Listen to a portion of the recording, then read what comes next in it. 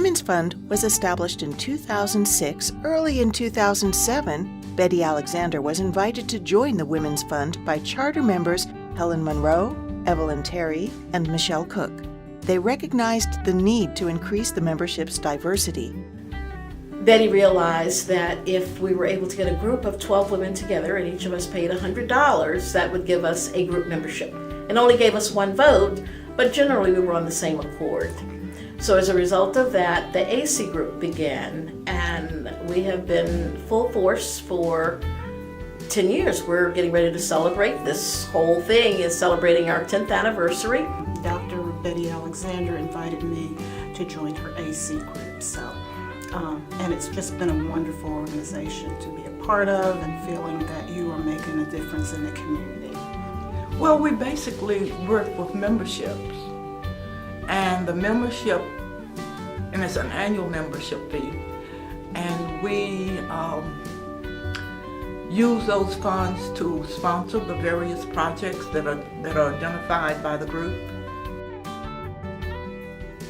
The first meeting of the ACEY group was November 17, 2007, at the Wingate Inn from 10:30 a.m. to noon. The attendance included Annie S. Alexander, Betty A. Alexander, Ruth V. Alexander, Elaine P. Brown, Gwen Clement, Deloise Harding, Patricia Kelly, Mose Belton Perry, Juanita C. Richardson, Bertha T. Roundtree, Lelia Vickers, and Mildred S. Wood. The group's emphasis and activities focus on the ACEY acronym: achievement in the education of women and girls concerning the power of philanthropy, commitment to connect with women and girls in the community, encourage self-esteem and empowerment of women and girls, yield women leaders and philanthropists. Charter members were Betty Alexander's friends, acquaintances, and former colleagues. During the next 9 years, membership expanded beyond Alexander's friends to other members' colleagues. The group's mission continues to attract both working and retired individuals. There is an annual financial commitment. Since the inception, members remain engaged consistently in enhancing the well-being of girls and women during challenging economic and social times. As with any organization that has served the community for a decade, death has changed the membership and programming. Sadly, 3 charter members made their earthly transition: Annie Ruth Alexander, 2009, Dolores Harding, 2014, Bertha Roundtree, 2016. In 2014, the ACEY Fund became a supergroup with 24-plus paid members.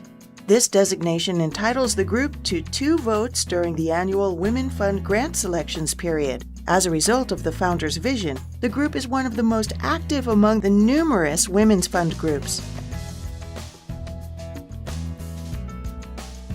The group is one of the most active within the Women's Fund. Sponsoring multiple activities as well as hosting monthly meetings are 2 attributes which keep the group engaged and giving.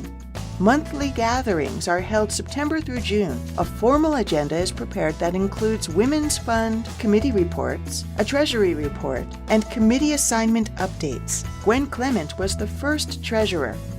During the early years, I served on the Grants Committee for the Women's Fund and as treasurer for the AC Group, positions I held until 2 years ago when I became a board member of the Women's Fund and chair of the Grants Committee. I'm sorry that I can't be with you today, but know that I'm excited about the work that we're doing and glad that I am a member of a group that continues to do good deeds for young girls and women in our community. Another component of this successful group is guest speakers share vital information about the economic and social conditions of local women and girls regularly. Other accomplishments include, between 2008 through 2011, a newsletter which summarized the annual accomplishments was composed and published by the secretary, Mildred Wood. Several members are also active members on Women's Fund committees. Members also participate in the August through October Women's Fund grant review process. This documentary confirms that the AC Group are fulfilling their philanthropic mission within the Winston-Salem community. As with any new community-focused organization, fact-finding efforts were necessary to learn what was required by the women of Winston-Salem. Informative presentations by community leaders were held 2008 through 2011. Michael Clement, Terry Hanamama spoke about the benefits of a philanthropic mission and the goals of the Women's Fund. Other presenters were Isaiah Marshall, WSSU Assistant Professor and Coordinator of Social Work, and Bertha Roundtree, Charter Member. Presentations relevant to achievement and needs of girls and women in 2010 were made by Top Teens of America, Big Brothers Big Sisters, Girls with a Purpose. The first financial commitments, 2008 and 2009, were made to the Winston Lake Y for young teen girls to attend summer camp with the desire to encourage self-esteem of young girls. Jolynn Roberts, Director of Membership, accepted the gift. Between 2009 and 2010, under the theme, Let's Start the Conversation, community groups seeking sponsorship from the Women's Fund were invited to make a presentation about their program. The presenters and audience acquired valuable information from the conversations. Guest speakers include Felicia Piggott-Long, Yolanda Foster Bolden, Renee Andrews. Between 2009 and 2011, the initial Extended Community Outreach Project was a tutorial program with the Winston-Salem Preparatory Academy with a vision to endorse education, encourage self-esteem, and empowerment for girls and women. The AC Group also partnered with the YWCA Women of Vision Luncheon and the Experiment in Self-Reliance Capital campaign during the first 5 years.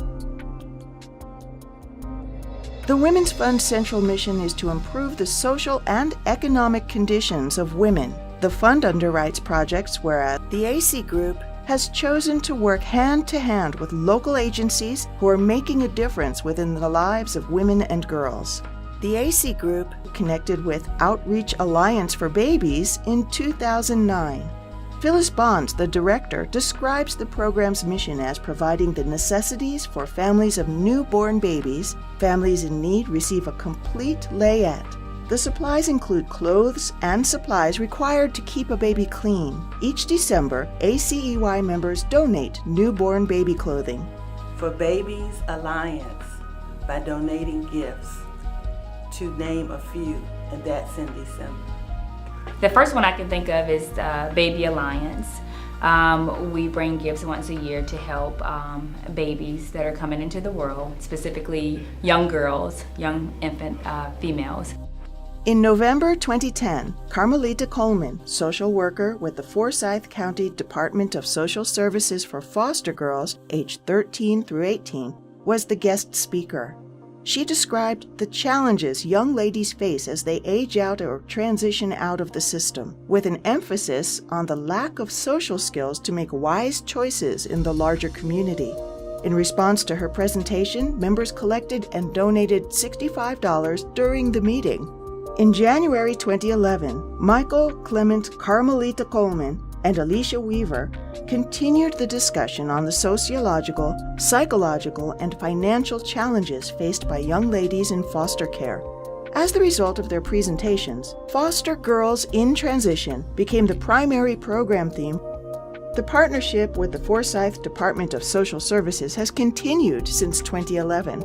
With the assistance and expertise of multiple presenters, a rich and diverse series of conversations and programs is the outcome. I am a social worker for the Department of Social Services, and in that capacity I was the program coordinator for the LINKS program, which is an independent living program for children between the ages of 13 to 21 who are in foster care. And so as a result of that, the AC women wanted to reach out to the young women in that particular population of children in foster care, and wanted to do something special for them to help to encourage them to continue with their education, post-secondary education. Wanted to talk to them about just self-esteem and confidence and empowering. And they offer our young girls, I think we had about 12 young ladies, and they offered them a chance to participate, and they had guest speakers, and they had it was just really sophisticated for our young ladies. And basically after the event, our young ladies came back and told us that they had a good time. They felt like they were in a very nice establishment, and they felt proper. They felt like they were being proper. The Foster Girls in Transition discussions are vital to the psychological and social development of the young ladies. The programs recognize that the group home environment is not conducive for young girls to mature within the expected time frame. The conversations are designed to help in their development. The first conference was a 2-day discussion centered around For Colored Girls Who Considered Suicide. The program consisted of viewing the movie, reading the book, and a discussion over dinner at the Piedmont Club. The Piedmont Club discussion encouraged sharing ideas, experiences, and ambitions. Approximately 35 young ladies participated. Women Mentoring Women. Workshop occurred during the regular 2012 February meeting time. The objective was to help members develop the skills to become competent mentors to other women and young girls. The vision was for members to work close to the Girls in Transition projects. Other conferences include 2012 Choices, Chances, and Change. Judge Camille Banks Payne and Wanda Stark were discussion leaders. The focus themes included education and economic literacy, health, wellness, and spirituality, self-esteem, and healthy relations. 2014, Encourage, Empower, and Equip. The themes included self-love, self-expression, and self-growth. 2016, Intergenerational Conversation, a day of facilitated, fruitful, and positive dialogue.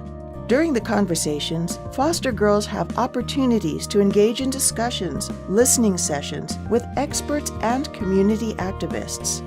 Young participants receive gift bags that include personal and other miscellaneous items such as gum, nail polish, socks, and razors. What really brought me into it is the activities of them being involved with the foster care program with young girls and the mentorship and all the activities they do around helping women. And so I like that a lot, the energy they put forth in helping other women and other young girls. And one of those activities was the big issue with girls transitioning from foster care. And we got thoroughly involved in that activity, and that activity just expanded. So it not only impacted those girls, but it impacted us. It impacted other leaders in the community. So it had a boomerang effect. We were working just to help the girls, but the thing about giving and serving, it impacts you, but it impacts also a broader community. And that's always been the goal of Dr. Alexander, who was our leader, to make sure that what we did, we didn't see it as just us doing something for them, but how was it impacting us? And more importantly, how was it impacting that broader community? Foster Girls in Transition were the recipients of a trunkload of kitchen and cleaning supplies in May 2017. The household items were for individuals attempting to set up their first independent living environments. The donation was in response to Calvisha S. Wilson February presentation. Another program sponsored with the Department of Social Services is Birthday Month for Children in Foster Care aged 6 to 16. This is a low-keyed effort, but has great significance for young children because they receive their birthday wishes on their special day. The birthday gift bags should not exceed $25. In 2017, guest speakers were again invited to share information about poverty in Winston-Salem, housing for women, as well as women living in poverty health issues. Speakers were Ayatunde T. Ademoyero, Calvisha S. Wilson, Andrea S. Kutz, and Jean Miller. The commitment to Girls in Transition is the ACEY members' effort to support women and girls' self-esteem development. The outcome for the young participants is to become women engaged as leaders and philanthropists. Anniversary celebrations. Each October, the membership steps away from their busy schedule to enjoy an evening of celebration and recognition for the outstanding accomplishments made during the year. Dr. Betty offers reflections. Just as important, a guest speaker shares words of wisdom relevant to the current programming or information for future activities. Some of the guest speakers include Michael Clement, 2008, Vice President for Community Investment, Winston-Salem Foundation; Claudette Weston, 2009, Weston and Associates; Tawana Wellman Roebuck, Melisha C. Witt Glover; Deborah Donahue, 2016 Director of Forsyth County Social Services. The audience most often consists of spouses and members' friends.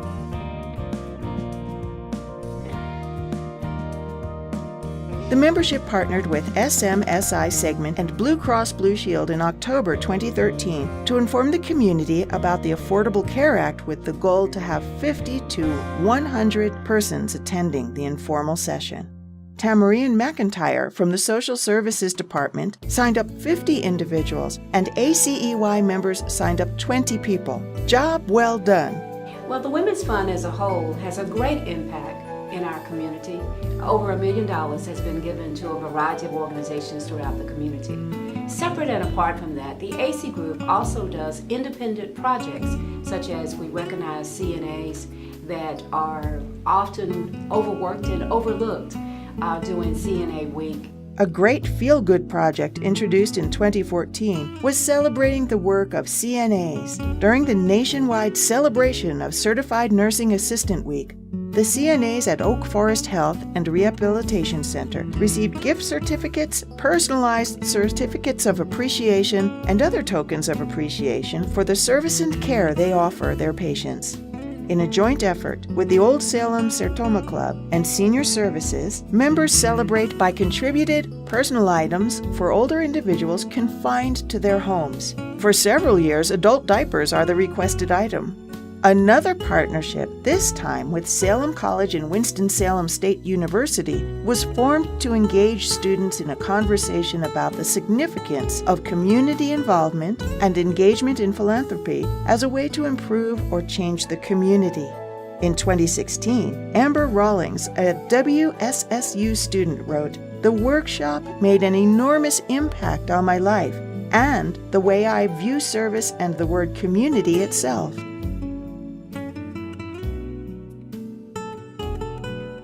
A three-way partnership brokered with the National Theater Festival, Women's Fund, and the ACEY Group in 2011 was to host a reception and attend the play The Kink in My Hair. This effort was conceived to increase the minority presence in the Women's Fund. For the 2015 International Women's Week, members participated in a Paint Purple Week. Group members visited agencies such as Horizon and the Children Home that had received a grant from the fund. The visits were uplifting for both the visitors and the hosts. Members served on the Women's Fund Board and a variety of committees. Let's vote members vote collectively on the slate of grants. In November, ACEY ladies as a group attended the annual Women's Fund Luncheon. A $500 pledge to the Women's Fund Endowment was paid off in January 2016 through contributions from several members.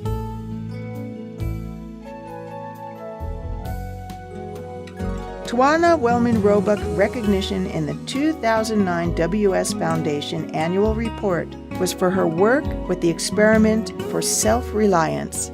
Recognition for her work with foster girls came to Tracy Bullock in 2016. Tawana Wellman Roebuck was the guest speaker for the Women's Fund Annual Luncheon November 2016. More than 10 members cheered on her inspirational presentation.